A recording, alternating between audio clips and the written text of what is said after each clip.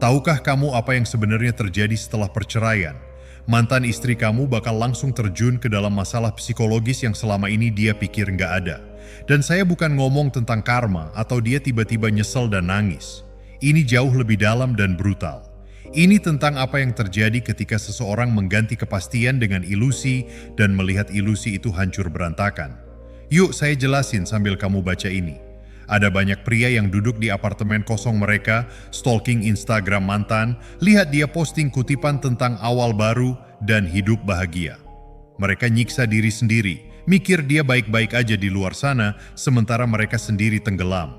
Tapi sebenarnya di balik foto-foto cantik itu, dia bakal menghadapi kenyataan yang keras hingga dia harus mengubah cara pikirnya untuk bisa mengatasi semua itu. Jadi gini, saat seorang wanita meninggalkan pernikahan, terutama yang udah lama, dia bukan cuma ninggalin kamu. Dia ninggalin seluruh ekosistem psikologis yang bahkan dia sendiri nggak sadar ada. Selama kalian bersama, kamu adalah acuan untuk segalanya. Setiap keputusan, emosi, dan rencana masa depan melibatkan kamu. Bahkan saat dia curhat tentang kamu ke temannya, kamu tetap jadi pusat dunia psikologisnya. Sekarang dia kayak melayang di luar angkasa tanpa gravitasi, coba meyakinkan diri bahwa hidup tanpa beban itu kebebasan. Mari kita bahas lebih spesifik apa yang terjadi karena polanya gampang banget ditebak, hampir kayak matematika. Fase pertama adalah honeymoon dengan dirinya sendiri. Ini berlangsung sekitar 2 minggu sampai 3 bulan. Dia bangga dengan keputusan yang dia ambil. Setiap pagi dia bangun dan dalam hati bilang selamat untuk dirinya sendiri karena berani, kuat, dan mandiri. Dia redekor rumahnya, mulai kelas yoga yang selalu dia omongin, mungkin coba aplikasi kencan buat lihat apa yang ada di luar sana. Teman-temannya kasih validasi kayak narkoba. Kamu terlihat luar biasa, kamu bersinar, kamu pantas dapat yang lebih baik. Dan dia percaya. Ya Tuhan, dia percaya banget. Selama fase ini, dia nggak benar-benar hidup dalam kenyataan. Dia hidup dalam cerita yang dia buat tentang realitas.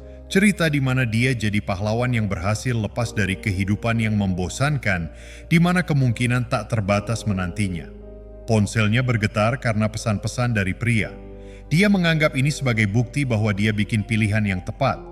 Padahal, dia salah mengartikan kuantitas dengan kualitas, perhatian dengan niat, dan kebaruan dengan nilai. Lalu datanglah fase kedua, dan disinilah semua jadi menarik. Namun saat bangun dari fase ini, rasanya kayak tabrakan mobil pelan-pelan. Dimulai dengan hal-hal kecil. Dia menjalani kencan pertama setelah perceraian. Pria itu terlihat sempurna di atas kertas. Tampan, sukses, ngomong semua yang benar. Mereka makan malam, mungkin minum-minum. Semuanya terlihat baik-baik saja. Tapi di akhir malam, dia menyadari sesuatu yang bikin dia kaget. Pria ini sebenarnya nggak peduli sama dia. Dia nggak tahu bahwa dia takut badai petir atau nggak bisa tidur tanpa ngecek pintu 3 kali. Bagi pria itu, dia cuma malam Jumat. Dan disitulah retakan pertama muncul dalam narasinya. Tapi dia terus maju karena mengakui keraguannya sama aja dengan mengakui bahwa dia mungkin udah bikin kesalahan. Dan itu sangat berat secara psikologis. Jadi dia menggandakannya. Lebih banyak kencan, lebih banyak aplikasi, lebih banyak malam yang dihabiskan dengan teman-temannya. Tapi sekarang ada yang berbeda. Perhatiannya nggak terasa semenyenangkan dulu. Pujian terasa hampa.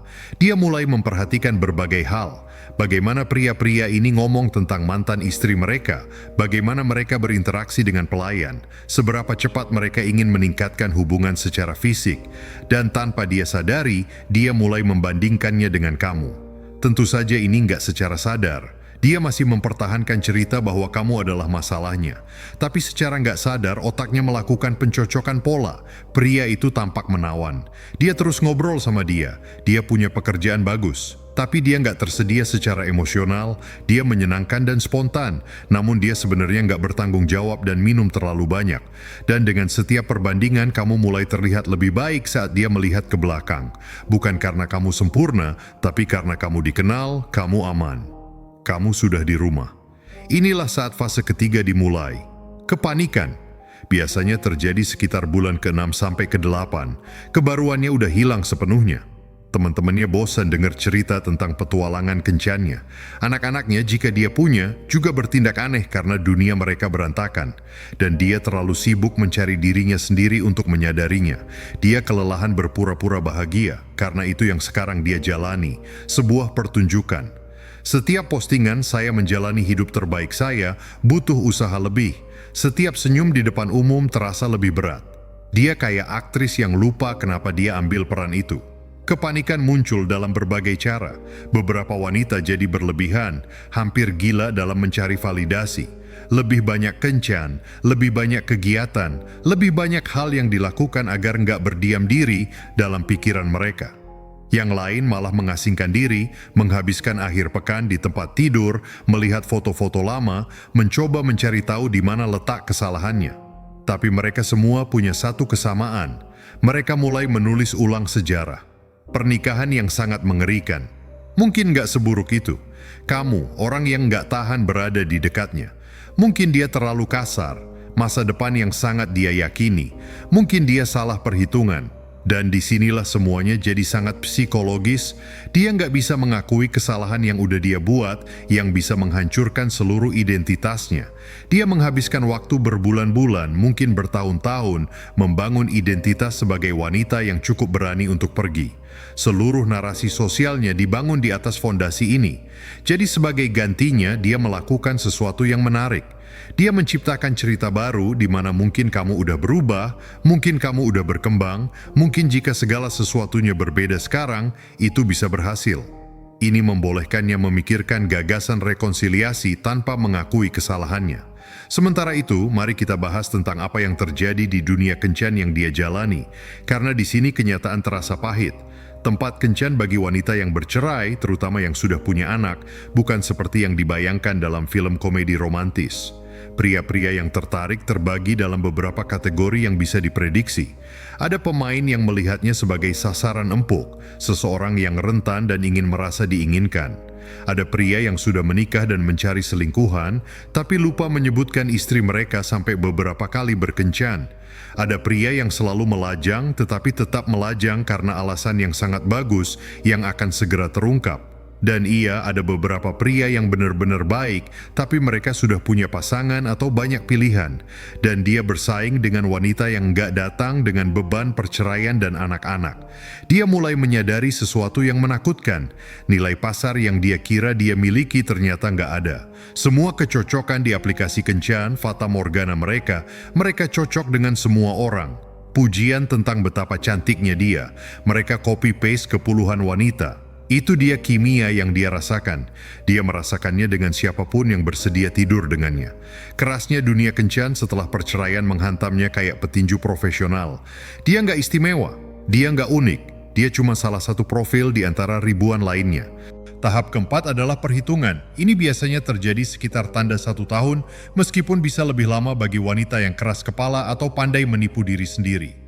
Perhitungannya adalah saat mekanisme pertahanan psikologisnya akhirnya gagal. Dia nggak bisa lagi mempertahankan cerita itu. Kesepian menghancurkan, bukan kesendirian yang bikin kamu berharap ada seseorang di dekatmu, tapi kesepian eksistensial yang bikin kamu sadar bahwa kamu udah menghancurkan hidupmu demi fantasi yang nggak ada.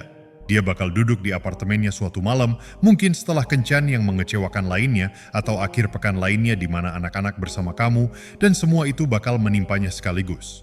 Besarnya apa yang udah dia lakukan, hal yang nggak bisa diubah, fakta bahwa dia menukar hubungan yang cacat tapi nyata dengan hubungan yang sempurna tapi imajiner, dan beban kesadaran ini begitu berat hingga beberapa wanita benar-benar nggak bisa memprosesnya.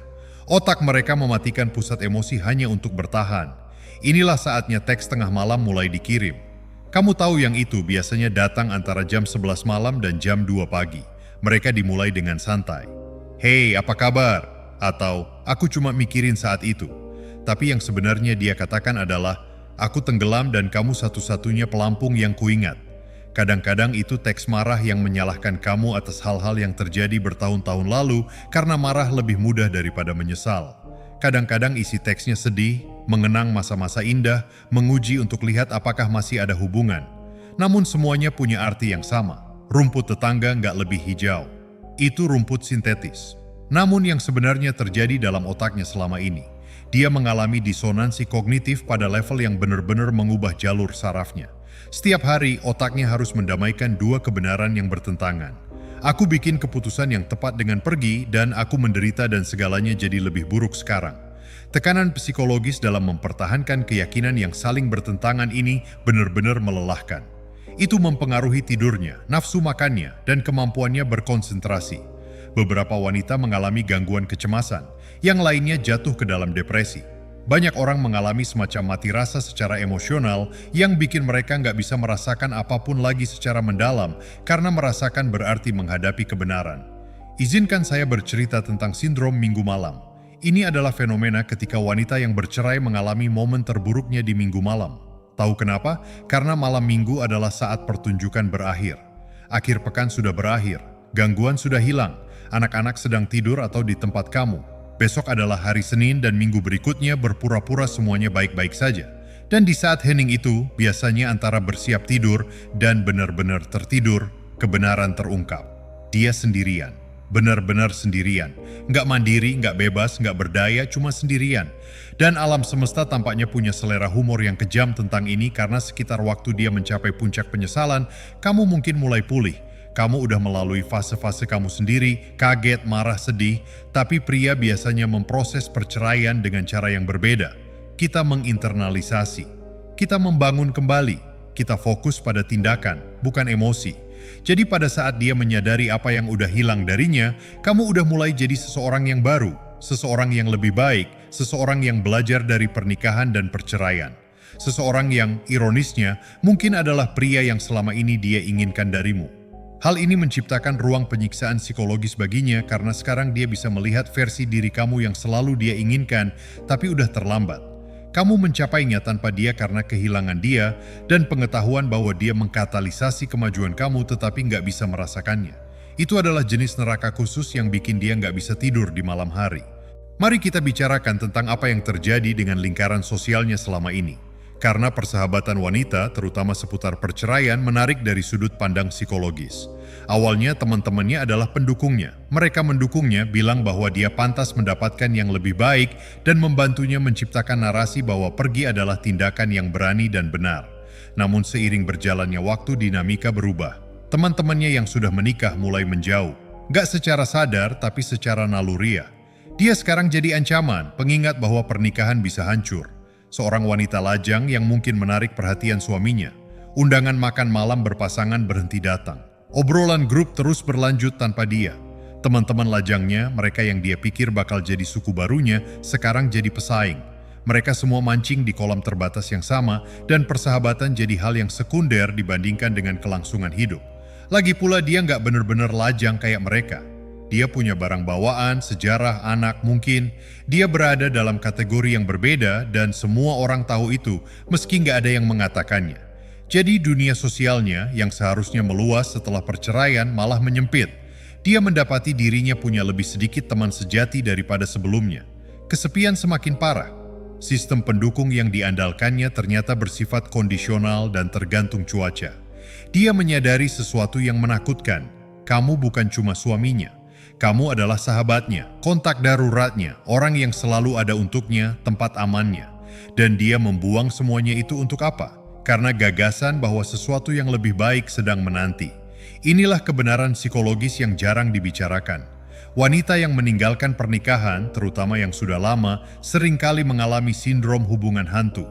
Sama kayak orang yang diamputasi merasakan anggota tubuh yang seperti hantu, wanita yang bercerai merasakan hubungan yang seperti hantu. Dia bakal mendapati dirinya menoleh untuk cerita sesuatu yang lucu, lalu ingat kamu nggak ada di sana. Dia bakal mendengar suara kamu di kepalanya mengomentari berbagai hal sepanjang hari. Dia akan terbangun dan untuk sepersekian detik melupakan kepergian kamu, lalu harus menghidupkan kembali kehilangan itu lagi. Ini bukan sekadar cinta, itu neurologis. Otaknya menghabiskan waktu bertahun-tahun untuk menyesuaikan diri dengan kehadiran kamu. Dan jalur saraf itu nggak hilang begitu saja. Alam semesta tampaknya bersekongkol untuk mengingatkannya tentang apa yang hilang darinya. Lagu kamu muncul di radio. Dia menemukan salah satu kaos lama kamu di tempat cucian. Anak-anak bilang sesuatu persis seperti yang kamu katakan. Dia pergi ke restoran yang kamu suka dan sadar makanan nggak akan terasa sama tanpa seseorang untuk dibagi. Ini bukan sekadar kenangan. Mereka adalah jangkar psikologis yang menariknya kembali ke kenyataan yang tengah ia coba hindari. Dan kemudian ada masalah matematika dalam menemukan seseorang yang baru. Mari kita jujur tentang angka-angkanya. Jika dia berusia 35 tahun atau lebih, bercerai, mungkin punya anak, mencari hubungan serius dengan pria berkualitas yang juga lajang, tersedia secara emosional, stabil secara finansial, tertarik padanya, dan bersedia menerima keluarga pria lain, kemungkinan statistiknya brutal. Tambahkan standar dan preferensinya sendiri yang belum disesuaikan dengan realitas pasar barunya, dan kamu melihat peluang yang bikin tiket lotre tampak seperti investasi yang bagus. Namun dia nggak bisa mengakuinya, nggak kepada orang lain, dan terutama nggak kepada dirinya sendiri. Jadi dia menciptakan mekanisme penanggulangan. Dia menurunkan standarnya sambil bilang pada dirinya sendiri bahwa dia jadi lebih berpikiran terbuka. Dia menerima perlakuan yang nggak pernah dia terima sebelumnya sambil menyebutnya mengikuti arus.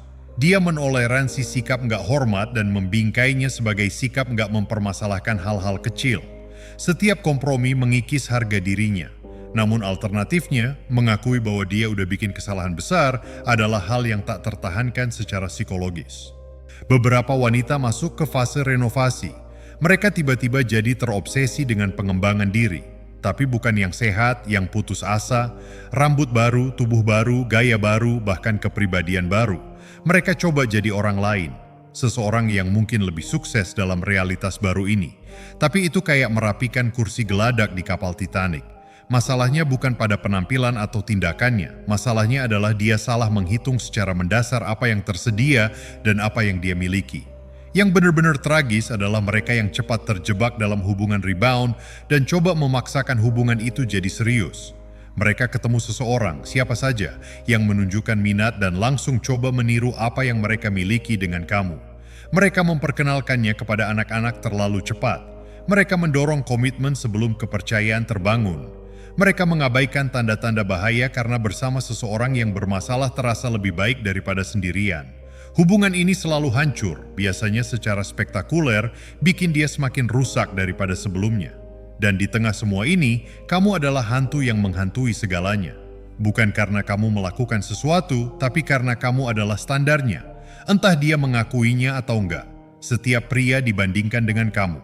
Bukan dirimu yang dia ceraikan, tapi versi dirimu yang diidealkan yang telah diciptakan oleh penyesalannya. Dirimu yang ada dalam ingatannya lebih baik daripada dirimu yang sebenarnya. Dan tak seorang pun dapat menandingi hantu yang telah disempurnakannya setelah dipikir-pikir kembali. Inilah yang terjadi selanjutnya. Dan disinilah psikologi ini jadi sangat gelap. Saat mendekati usia 2 tahun, terkadang lebih cepat, terkadang lebih lambat, dia dihadapkan pada sebuah pilihan. Dia bisa mengakui kebenaran dan berusaha memperbaiki diri, mungkin mencoba rekonsiliasi, atau dia bisa terus berbohong dan membentuk ulang seluruh kepribadiannya berdasarkan kebohongan itu. Kebanyakan orang memilih pilihan kedua, lebih mudah. Mereka jadi pahit dan sinis. Mereka bergabung dengan grup online yang memperkuat pilihan mereka. Mereka jadi wanita yang nyuruh istri-istri yang gak bahagia lainnya untuk pergi, bukan karena itu benar, tapi karena kesengsaraan suka ditemani dan mereka butuh orang lain untuk memvalidasi pilihan mereka. Mereka yang memilih kejujuran menghadapi tantangan yang berbeda. Gimana kamu mendekati seseorang yang udah kamu sakiti sedalam itu? Gimana kamu ngakuin kesalahan jika kamu udah membangun seluruh identitas kamu untuk jadi benar? Gimana kamu minta maaf jika kamu sendiri nggak yakin apakah kamu pantas menerimanya? Beban psikologis ini benar-benar menghancurkan. Banyak wanita melaporkan bahwa hal tersulit yang pernah mereka lakukan adalah nggak pergi. Itu berarti mengakui bahwa mereka seharusnya nggak melakukan hal itu. Tapi tunggu, ada lapisan lain pada gangguan psikologis ini yang kebanyakan orang nggak pernah bahas. Itulah yang terjadi pada rasa identitasnya di tingkat seluler. Lihat, ketika kamu menikah selama bertahun-tahun, identitas kamu bukan cuma kamu lagi. Kamu adalah bagian dari kami. Setiap keputusan yang dia buat, mulai dari apa yang dimasak untuk makan malam hingga kemana akan berlibur, disaring melalui sudut pandangnya sebagai seorang istri. Jalur sarafnya secara harfiah terbentuk di sekitar identitas ini. Dan saat dia pergi, dia nggak cuma kehilangan kamu, dia juga kehilangan dirinya saat bersamamu. Dan itu menciptakan krisis identitas yang nggak dibahas secara memadai dalam buku teks psikologi. Pikirkan hal-hal kecil yang sebelumnya nggak pernah terpikirkan olehnya. Sisi tempat tidur mana yang harus ditiduri saat seluruh tempat tidur kosong, apa yang harus ditonton di Netflix saat nggak ada orang yang bisa diajak kompromi. Tempat makan saat setiap restoran mengingatkannya bahwa dia makan sendirian. Ini tampaknya sepele, tapi ini kayak kematian yang menusuk ribuan jiwa. Setiap keputusan kecil jadi pengingat bahwa dia menjalani hidup tanpa kopilot dan dia memecatnya. Realitas finansial adalah pukulan psikologis lain yang jatuh sekitar bulan ke-9. Perceraian itu mahal, jadi lajang itu mahal. Pendapatan ganda yang bikin hidup nyaman, hilang. Sekarang dia coba mempertahankan gaya hidup yang sama dengan setengah sumber daya. Tapi ini bukan cuma tentang uang. Ini tentang apa yang diwakili oleh uang. Keamanan, stabilitas, kemampuan untuk bermimpi tentang masa depan tanpa harus ngecek saldo bank terlebih dahulu. Dia menukar kemitraan finansial dengan kemandirian finansial. Tapi kemerdekaan tanpa sumber daya bukanlah kebebasan. Itu cuma kemiskinan yang dihiasi. Dan ini adalah sesuatu yang enggak ada yang siap untuknya.